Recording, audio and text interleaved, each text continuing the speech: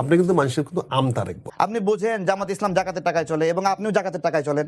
আপনি এই কথাটা যে বললেন আপনার জিভে ছিঁড়ে ফেলার কথা কার? আপনি গুম হইছেন। আপনার মতো লোক গুম হলে কি হবে? হ্যাঁ, আপনার মতো লোক গুম হলে কি হবে? হ্যাঁ, এটাই বলবে, এটাই আপনাদের দর্শন। আপনার মতো জঘন্য চরিত্রের লোক গুম হলে কি হবে? জি জনাব তারেক রহমান, একটু জানতে চাই আপনার কাছে যে আপনাকে যারা হুমকি দিচ্ছিল বা আপনাদেরকে যারা হুমকি দিচ্ছিল তাদের বিরুদ্ধে কোনো ধরনের আইনগত ব্যবস্থা নিয়েছেন কিনা? না না, এরা অনেক শক্তিশালী, সরাসরি জান্নাতের দল। এগুলোর বিরুদ্ধে মামলা ব্যবস্থা নেবেন আপনি? টিকতে পারবেন নাকি? এত সোজা না। মানে কেন টিকা যাবে না? আইন তো সবার জন্য সমান। সোশ্যাল মিডিয়ায় মৌমাছির মতো এসে ধরে একটা কথা বললে মনে হয় মেজরিটি কথা তাদের। আমার মনে হয় আখতারুজ্জামান স্যারও এই কারণে জামাতে চলে গেছে, এই ভয়তে।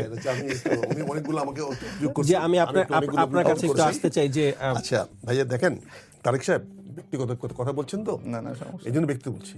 আপনি কিন্তু মানুষের কিন্তু আমতারেক বলে, কোনো সমস্যা নেই। আমতারেক বলে। আমি তো বেশি, আমি তো রাজাকার না। এটা কি পজিটিভ না নেগেটিভ?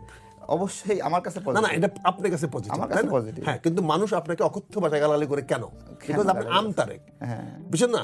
অর্থাৎ আপনার কোনো মানে ব্যক্তিগত বলছেন বলে কাজে একটা মনে রাখেন, every action has equal and opposite reaction. আমি তো রাজাকারদের আপনার মতো নেতা মানি নাই। আপনি আমি তো আমি তারেক। না না, আপনি রাজাকারকে চিনেন? রাজাকারকে আপনি চিনেন? তারেক রহমানকে মানেন? তারেক রহমান কি? তারেক রহমান রাজাকার কি? তার কি? ও তাহলে মুখ কি? তারেক রহমান কি? এতদিন তারেক রহমান মার কুলে নিয়ে শুনেন, মার কুলে এই যে আপনি যে বড় কথা বলেন না, যে কথা বলেন, আপনি রাজাকার নামলে কথা বলেন, আপনি আমার পেশা নিয়ে তাচ্ছিল্য করছেন। আমি আমতারেক, কিন্তু আপনি জামাতের সঙ্গে গেছেন, এটা অসম্মানের না? মানে বিরুদ্ধে আলাদা দল করেন, অসম্মানের না? এত টাকা দরকার আপনার? আপনি দল শুনেন, টাকা থুতু মারাইস। হ্যাঁ, আপনাদের মতো টাকা দিয়ে চলে না। থুতু মারলে জামাতের সঙ্গে যেতেন না। টাকা নিয়ে চলে না, আপনাদের পরের টাকা চলে না, নিজে কি কামাই করেন সেটা বাইর করেন। আমি তো আম ব্যবসা করি, এটা আপনি বলেন আমতারেক। তা বুঝছেন না? তাহলে আমি নিজের টাকা দিয়ে চলি। কত জন বলছেন, আপনি আমাকে বলছেন যে আমরা টাকা দিয়ে করি না, টাকা দিয়ে কি চলেন দেখেন। আপনি কি আমাকে আম ব্যবসা করতে মানা করতেছেন? কোনটা? আপনিও আমাকে বলতেছেন জামাতের টাকা নিয়ে আমি চলি, জাকাতের টাকা দিয়ে। কোনটা? জাকাতে টাকা দিয়ে চলেন? আপনাকে এটা তো জামাত ইসলাম না, জাকাতে ইসলাম। আপনি যে ব্যক্তিগত বলতেছেন জাকাতে ইসলাম, আপনাকে জাকাতের টাকা খাওয়াই। আপনি একটা রাজনৈতিক দল করেন, আপনি সেই রাজনৈতিক আম জনতা পার্টি জাকাতের টাকার জন্য জামাতে যোগ দিচ্ছেন। আপনি কি নৈতিক অধিকার আছে? নৈতিক আছে অন্য রাজনৈতিক দলকে সমালোচনা করার? কেন অধিকার নাই? এই যে অধিকারটা নাই যে বলছেন, এটাই তো সমস্যা। কেন অধিকার নাই? শুধু আপনি বলবেন আর কেউ বলবে না? আর আপনাকে আমি তো বলিনি আপনাকে, আপনি প্রশ্নের জবাব দিচ্ছি।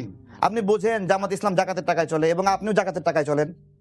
আপনি এই কথাটা যে বললেন আপনার জিভে ছিঁড়ে ফেলার কথা কার? ছিঁড়ে ফেলে। এই তো এই যে বললেন মেরে ফেলেন আমাদের। এই জন্য তো আপনি বললেন মেরে ফেলেন আপনাকে। আপনি যে কথাটা বললেন তার চেয়ে খারাপ জঘন্য কথা। তাহলে কি করব? আপনি কি করে বলেন জাকাতে টাকা ছিঁড়ে ফেলবেন? আপনি কি করে বলেন জাকাতে টাকা বলি? তাহলে কি জামাতের টাকা তো জাকাতের টাকাই তো এগুলা? হ্যাঁ, জামাতের টাকা না? জামাতের টাকা আপনি জামাতের জাকাত দেন?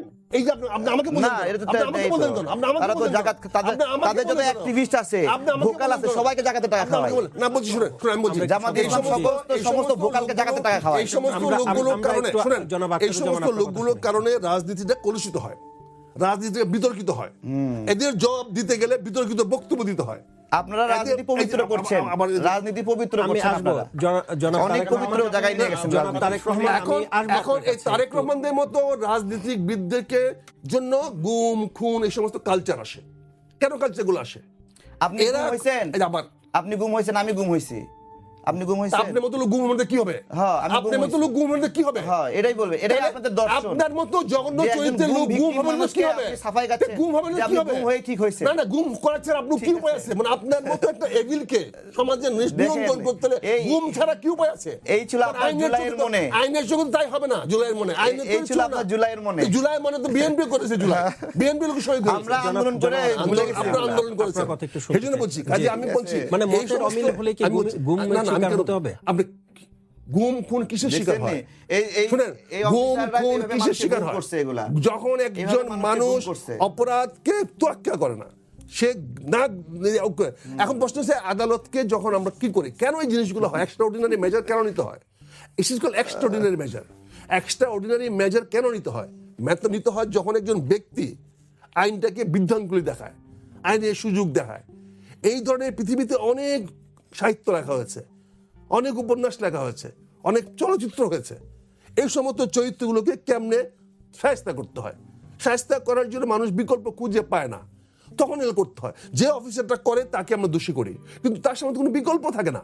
এরা যে হারে মানুষের ক্ষতি করে, মানুষের চরিত্র হনন করে, মানুষের অত্যাচার করে, চাঁদাবাজি করে, লুপ্তরাজ করে, রাজনীতির নামে যারা হটকারিতা করে, জায়গাতে অশান্তি সৃষ্টি করে, এই সমস্ত লোকদেরকে রাজনৈতিকভাবে তো মোকাবেলা করা যাচ্ছে না, আইনে মোকাবেলা করা যাচ্ছে না। মানে এই কারণে গুম করা হচ্ছে, এই কারণে গুম না খুন করা হচ্ছে, যে কারণে আজকে খামেনিকে হত্যা করা হয়েছে। কেন হত্যা করা হয়েছে? খামেনি যেহেতু কোনো রেশনাল চিন্তা আসে নাই, আজকে কেন ভেনেজুয়েলার প্রেসিডেন্ট উঠায় নিয়ে আসতে হচ্ছে? ওই মাদকদের স্পন্সরই করে বলে। এই সমস্ত লোকগুলো কি করে? তারা মাদকের টাকায় চলে, তারা দুর্নীতিবাদের টাকায় চলে, রাজনীতি খোলস লাগায়। এই সমস্ত লোকগুলোর জন্য তারা এগুলা করা হয় এবং ব্যক্তিগতভাবে তারা আক্রমণ করে। রাজনীতি কথা বলতে চাঁদাবাজি করে না, that's not your business। জামাত চাঁদাবাজি করে জামাতকে কি বলেন? কেস করেন, যান। আপনি তো জামাতের। কি আমি তো জামাত, অবশ্যই জান। তাহলে আপনি তো আপনার দলের জবাব দিয়ে দেন কেন? আপনি জবাব কেন? আপনি কেন? আপনি জবাব দেওয়ার জন্য আপনি কেন? আপনি শুধু জবাব নেবেন? আমি জবাব তো চাইনি আপনার কাছে। তাহলে আমি তো জবাব চাইনি, আমি তো জবাব চাইনি আপনার কাছে। এই যে দেখেন কুড়িগ্রামে চাঁদাবাজি করার জন্য জামাত নেতাকে বহিষ্কার করছে। কে? জামাত নেতাকে জামাত বহিষ্কার করছে। করবে যদি করে থাকে তাহলে আপনি এখন আপনি চাঁদাবাজি করেন। এই যে বললেন আপনার দল চাঁদাবাজি করলে কি হয়েছে, তাই না? তার বিরুদ্ধে ব্যবস্থা নিয়েছে। আপনার দল চাঁদাবাজি করলে এই যে বললাম, এই যে আপনার দল চাঁদাবাজি করছে, কি বলছে? ওনার জবাবটা যে ভাষায় দিতে হবে, সে জবাবটা কি? এই জবাব দিতে পারবো না আমরা? আমরা কি মনে করি ওনাকে আমরা কি ভয় পাই? ওনার জবাব দিতে পারবো না? কিন্তু জবাব দিতে গেলে সমাজের কাছে অপরাধী হবো আমি। ওনার কি ওনার এই চোখকে আমি কেয়ার করি নাকি? ওনার এই সমস্ত উদ্যুক্ত মনে কথা জবাব দিতে পারি না আমি? আচ্ছা আচ্ছা বলেন, উনি যে কথা বলতেছেন, যেভাবে ডাইরেক্ট হিট করতেছেন, জবাব দিতে পারি না। জবাব দিতে গেলে আমাকে অপরাধী হতে হবে, আমাকে গুম খুনের পক্ষে জিভ ছিঁড়ে ফেলবে। হ্যাঁ, এই জন্য জিভ ছিঁড়ে ফেলতে হয়। জিভ ছিঁড়ে হ্যাঁ, এই তো ছিঁড়ে ফেলতে হয়। বুঝতে পারছেন? একজনের কথার উত্তর দিতে গেলে আপনি কেন অপরাধী হবেন? আমি এই জন্য অপরাধী হবে, কারণ এই লোকটাকে যখন বুঝায় বলা হয় তখন সে বুঝে না, সে উল্টা অফেন্সিভ কথাবার্তা বলে। অফেন্সিভ কথা বলে যাচ্ছে, অফেন্সিভ কথাবার্তা বলে। আমি আসবো মামলা থেকে অফেন্সিভ কথাবার্তা বলে। বাবু মিয়াকে এদের জুলাই মামলা থেকে রক্ষার জন্য এই যে বাবু মিয়া নামের এক কোথায় কোন নিউজ পাইছেন? ইত্তেফাকে নিউজ হয়েছে। জনাব আখতারুজ্জামান, আপনি বলবেন। এই যে প্রথম আলোতে নিউজ হয়েছে, প্রথম আলোতে নিউজ হয়েছে, ইত্তেফাক প্রথম আলো। মোহাম্মদ তারেক রহমান, একটা ব্যক্তি তার যে কোনো জিনিস নিয়ে আলোচনা করতে পারে, কিন্তু ব্যক্তি কেন্দ্রিক আলোচনা যখন হয় তখন কি হয়? তর্ক যখন দুইটি পক্ষের মধ্যে লেগে যদি সেই তর্কের মধ্যে যদি নিজেরাই নিজের মীমাংসিতা না হয়, নিজেদের লিমিট না আসে, তাহলে কি হয়? এটা একটা খারাপ জিনিসে রূপান্তরিত হয়। আজকে আমাদেরকে যে জিনিসটা আমরা মনে করি, যেটা আমার ওনার সঙ্গে আমাদের ডিবেট হয় নাই বা তারেকের সঙ্গে আমার ডিবেট হওয়ার কোনো প্রয়োজন নেই, তারেক আমারটাকে মানবে, তার কোনো আমি চাচ্ছি না, মানার কোনো প্রয়োজনও নেই। তারেক আমার সঙ্গে 100 ভাগ ডিসপিউট করবে, ডিসএগ্রি করবে, তো নাই। কিন্তু ব্যক্তিগতভাবে কেন? আপনাকে দেখেছি, আপনাকে জেনেছি, আপনি এই করেছেন। আরে বাবা, আমি কি করেছি না করেছি আমি কি তোমার কাছে দায়বদ্ধ? আমার কর্মকে তুমি সমালোচনা করতে পারো, আমাকে সমালোচনা কেন করবো? এই জন্য আমাকে ওনাকে বলতে হলো, আমি সরি ভাই, ছোট ভাই, তুমি আমার সন্তানের সঙ্গে ছোট, কিন্তু কথা হচ্ছে তোমরা যদি এগুলো বন্ধ না করো তাহলে গুম খুন এগুলো আবার আসবে। মানে গুম খুনগুলো আবিষ্কার আজকে হয় নাই, এই গুম খুনগুলো আবিষ্কার হয়েছে এই ধরনের কিছু লোক, কিছু মাফিয়া, কিছু পলিটিক্যাল গুলা, যারা আইনের প্রতি, লজিকের প্রতি, যুক্তির প্রতি সম্মান করে নাই, যারা আইনকে তোয়াক্কা দেখায়, সাক্ষী সাবুত দাঁড় করে দেয় নাই, সাক্ষী মেরে ফেলে। এই জন্য বদীদের সৃষ্টি হয় এবং বদীদেরকে এলিমিনেট করা ছাড়া সমাজ কখনো ভালো হয় না। আমি ছোট ভাই তারেক তোমাকে অনুরোধ করব, ট্রাই টু বি পলিটিশিয়ান। এখানে কোথাও জি, ধন্যবাদ মোহাম্মদ আখতারুজ্জামান, ধন্যবাদ। মোহাম্মদ তারেক রহমান, একটু ফিরতে চাই আপনার কাছে। জুলাই সনদ নিয়ে বিএনপি ডুয়েল গেম খেলছে এমন অভিযোগ করেছেন এনসিপি নেতা আসিফ মাহমুদ সজীব ভুঁইয়া। জুলাই যোদ্ধা হিসেবে আপনি এটার কি বলবেন, কি ব্যাখ্যা দিবেন? মানে আসলে ডুয়েল গেম খেলা হচ্ছে কিনা জুলাই? প্রথমত গণভোটের ভবিষ্যৎ নিয়ে একটু মতামত রাখি। গণভোটের ভবিষ্যৎ হলো সমঝোতা, যে সমঝোতার ভিত্তিতে কোনটা কোনটা দেশের ভালোর জন্য গ্রহণ করা হয়। এই ধরনের সমঝোতা যদি হয় তাহলে রাজনৈতিকভাবে দেশ খুব উপকৃত হবে। আর জুলাই সনদ নিয়ে ডুয়েল গেম খেলছে আসিফ মাহমুদ, যে বলছে, আসিফ মাহমুদের এখন জেলখানায় থাকা উচিত, ছেলেটা অনেক করাপ্টেড। এই যে একটু আগেই ওয়াসার এমডির কথা বললাম, সে তাকে নিয়োগ দিয়েছে, ওয়াসার এমডিকে সে নিয়োগ দিয়েছে, যে দুর্নীতি করেছে ওয়াসার এমডি, তার নিয়োগ দেওয়া। শুধু সেটা না, আরো অনেক অসংখ্য প্রজেক্ট প্রকল্প। আসিফ মাহমুদ সজীব ভুঁইয়া নেবেন? কেন নেবে না? কে নেবে না? কেন নেবে না? তুমি তাকে অ্যাপয়েন্টমেন্ট দিয়েছো, তুমি কেন নেবে? দেখেন, আমি স্পষ্ট করে বলি, এই লোকটার উপরে আরো 3 জন সিনিয়র ছিল, তাদের পর্যায়ে নেওয়ার জন্য আসিফ মাহমুদ তাকে আগে প্রমোশন দিয়ে ওই জায়গায় নিছে। প্রমোশন দিয়ে ওই জায়গায় নিয়ে তারপরেও ওই প্রমোশন পাওয়ার পরে নির্দিষ্ট সময় অপেক্ষা করতে হয়, সেগুলো কোনো কিছু তোয়াক্কা না করে এই লোকটাকে নিয়োগ দিচ্ছে। তাহলে এই লোক কি আপনার হলো সুপারম্যান, যে ওয়াসাকে এখন কি আমরা এত পবিত্র পাক পরিষ্কার পানি খাই ওয়াসার এই লোক আসার পর থেকে?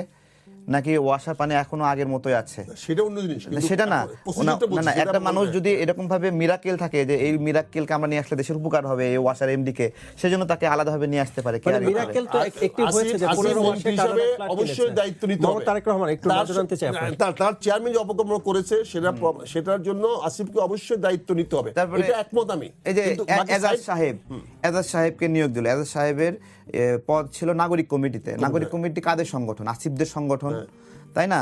এখন আসিফের বলতে খুব ভালো লাগতেছে যে বিএনপি দলীয় লোকগুলোকে প্রশাসক হিসেবে নিয়োগ দিচ্ছে, তো সে তার নাগরিক কমিটির লোককে নিয়োগ দিছে না। তারপর তার নাগরিক কমিটিকে দিয়ে মহাখালী ডিওএইচএসে একটা বাসা এবং রূপায়ণ টাওয়ারে তার নাগরিক কমিটি, তারা বিভিন্ন লোকের ইন্টারভিউ নিচ্ছে কিসের জন্য?